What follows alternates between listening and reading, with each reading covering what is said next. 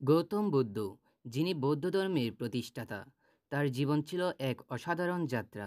তিনি খ্রিস্টপূর্ব 563 অব্দে লুম্বিনীতে শাক্য রাজবংশের রাজপুত্র হিসেবে জন্মগ্রহণ করেন এবং তার নামকরণ করা হয় সিদ্ধার্থ।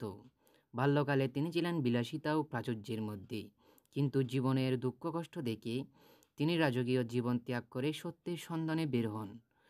জন্ম ও প্রারম্ভিক জীবন। গৌতম বুদ্ধের জন্ম হয়েছিল লুম্বিনীতে, যা ছিল শাক্য রাজ্যের অংশ।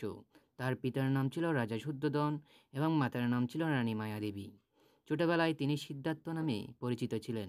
রাজপুত্র হিসেবে তিনি ছিলেন বিলাসিতা ও প্রাচুর্যের মধ্যে। গৃহত্যাগ ও সত্যের অনুসন্ধান।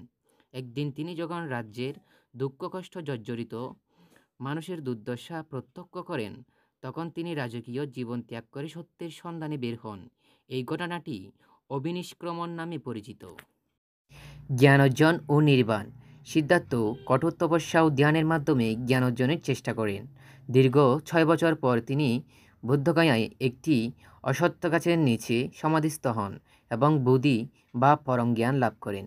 এরপর তিনি বুদ্ধ নামে পরিচিত হন, যার অর্থ জ্ঞানপ্রাপ্ত বা উদ্ভাসিত।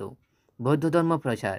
জ্ঞান লাভের পর বুদ্ধ সারনাথ নামক স্থানে তার প্রথম ধর্মোপদেশ দেন, যা ধর্মচক্র প্রবর্তন নামে পরিচিত। তিনি দীর্ঘ 45 বছর ধরে বৌদ্ধ ধর্ম প্রচার করেন এবং তার অনুসারীর সংখ্যা বৃদ্ধি পায়। মহাপরিনির্বাণ। আনুমানিক খ্রিস্টপূর্ব 483 অব্দে কুশীনগরে তিনি মহাপরিনির্বাণ লাভ করেন, যা ছিল তার জীবনের সমাপ্তি। গৌতম বুদ্ধের জীবন ও শিক্ষা আজও বিশ্বজুড়ে কোটি কোটি মানুষের জন্য অনুপ্রেরণা ও পথের দিশা।